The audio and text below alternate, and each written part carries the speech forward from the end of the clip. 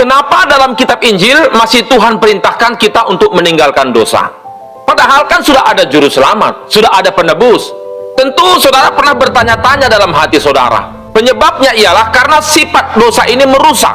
Tuhan tidak ingin umatnya dirusak oleh dosa.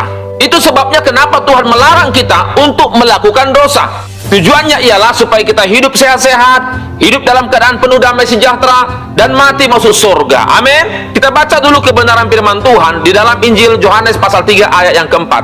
Firman Tuhan mengatakan, setiap orang yang berbuat dosa melanggar juga hukum Allah, sebab dosa ialah pelanggaran hukum Allah. Jadi yang dimaksud dengan dosa itu ialah ketika kita melanggar hukum Allah atau perintah Tuhan yang tertulis dalam kebenaran firman Tuhan. Segala sesuatu yang kita langgar berarti kita sudah melakukan dosa. Pertanyaannya ialah kenapa kita masih harus meninggalkan dosa padahal sudah ada juru selamat, sudah ada penebus bagi orang yang percaya kepada Tuhan. Penyebabnya ialah karena Tuhan ingin supaya kita di dalam menjalani hidup ini, hidup dalam keadaan damai sejahtera, tubuh sehat-sehat, dan mati masuk dalam kerajaan sorga. Amin. Bagaimanakah sebenarnya sifat dosa itu? Sifat dosa itu sifatnya merusak. Salah satu dosa yang merusak kebahagiaan dalam hidup kita ini ialah dosa sakit hati. Sakit hati kepada pasangan hidup, sakit hati kepada tetangga, sakit hati kepada orang-orang di sekitar, atau kepada siapa saja. Jadi ketika kita nggak bisa mengampuni, otomatis kita akan kehilangan damai sejahtera. Jadi kenapa Tuhan suruh kita tinggalkan dosa sakit hati? Karena Tuhan ingin supaya kita bahagia menjalani hidup bersama Tuhan. Yang seterusnya, dosa miras. Dosa miras ini merusak apa? Merusak kesehatan. Jadi kenapa Tuhan suruh kita meninggalkan miras, yaitu minuman-minuman keras? Karena itu bisa merusak organ dalam tubuh kita, bisa merusak jantung, bisa merusak lambung, dan akhirnya tubuh pun menjadi lemah karena mengalami sakit penyakit. Selanjutnya, dosa judi. Dosa judi ini merusak apa? Merusak kerukunan dalam nikah rumah tangga. Begitu juga merusak keuangan.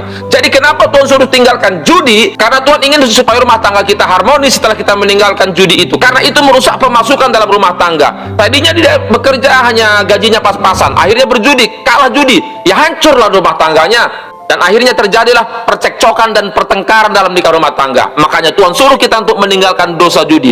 Dosa selanjutnya ialah dosa menipu.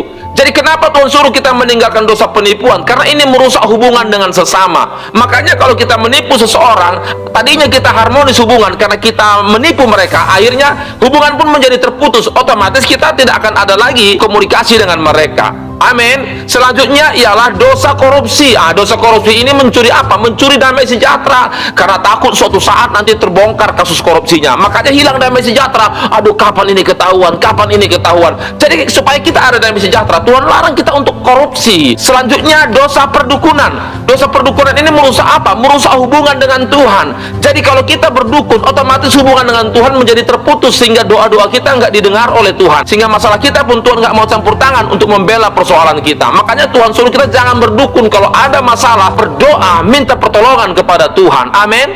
Selanjutnya ialah dosa dendam, kepahitan, dan tidak mau mengampuni. Kalau ini merusak apa? Ya, ini lebih parah lagi. Kalau dosa dendam, kepahitan, tidak mau mengampuni, ini dosa yang akan merusak kesehatan kita. Naiklah gula darah, naik kolesterol, naik asam lambung, naik asam urat, naik tensi, akhirnya stroke gara-gara kita tidak mau mengampuni. Karena kita kepahitan dan dendam kepada seseorang, akhirnya masuk dalam rumah sakit, dan setelah diperiksa oleh dokter, diponislah sakitnya komplikasi, di mana awalnya hanya dimulai dari hati yang kepahitan.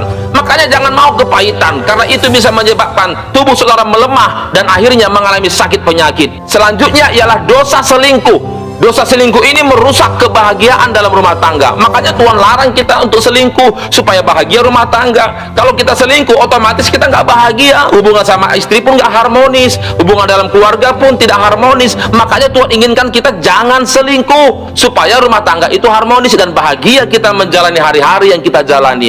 Jadi kenapa Tuhan perintahkan kita untuk meninggalkan dosa? Supaya hidup kita sehat, hidup kita bahagia dan dipelihara oleh Tuhan. Ini malah ketika dikoreksi dosanya, malah bela dosa pakai ayat.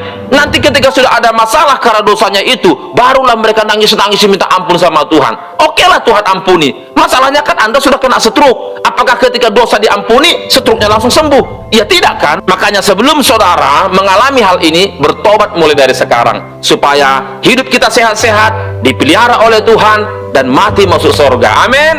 Kiranya kebenaran firman Tuhan ini memberikan pencerahan dalam diri saudara untuk hidup dalam kebenaran firman. Amin. Salam dari saya, Pastor Joni Nathanael Sinuaji. God bless you.